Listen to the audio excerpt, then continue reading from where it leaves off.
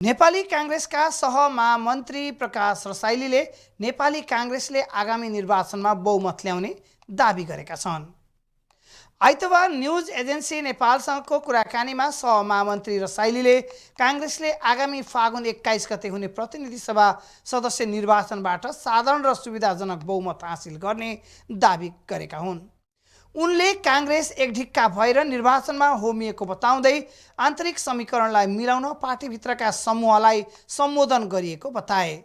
अहिलेको परिस्थितिमा देशलाई सम्हाल्ने र अन्य राष्ट्रहरूसँग सन्तुलित सम्बन्ध कायम गरेर अघि बढ्न सक्ने व्यक्ति सभापति गगन थापा नै रहेको जिकिर गरे। उनले आफूहरूले कांग्रेस बदलेको र अब देश बदल्ने गरी अघि बढिरहेको पनि बताए।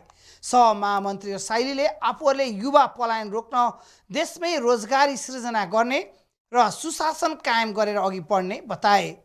फागुन 21 गते पछिको नेपालको प्रधानमन्त्री गगन थापा नै हुने उनको दाबी छ। नेपाली कांग्रेस पार्टीले जसलाई प्रधानमन्त्री घोषणा गरेको छ उसको नेतृत्वमा हामी जो चुनावमा हुमिएका छौँ, गगन थापाको नेतृत्वमा नेपाली कांग्रेस पार्टी चुनावमा हुमिएको छ। हामी बहुमत ल्याएर जेनजी पुस्ताको जुन सडकमा रगत बगेको छ त्यो मुद्दा, जो सुशासनको मुद्दा प्रमुख मुद्दा थियो, त्यो मुद्दालाई पनि हामी सम्बोधन गर्छौँ।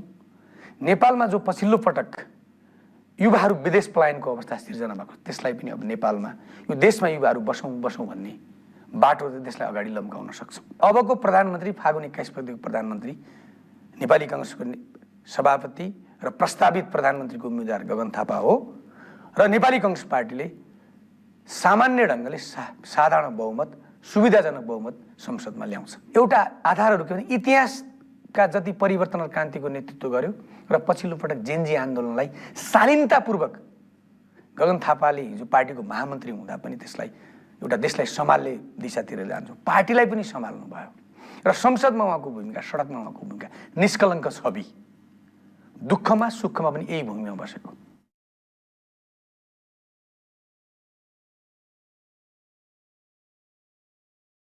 बढिरहेको निर्वाचन टिकटमा पूर्व सभापति शेरबहादुर देउवा र नेता डाक्टर शेखर कोइराला समूहका नेताहरू सबैले न्याय पाएको बताए।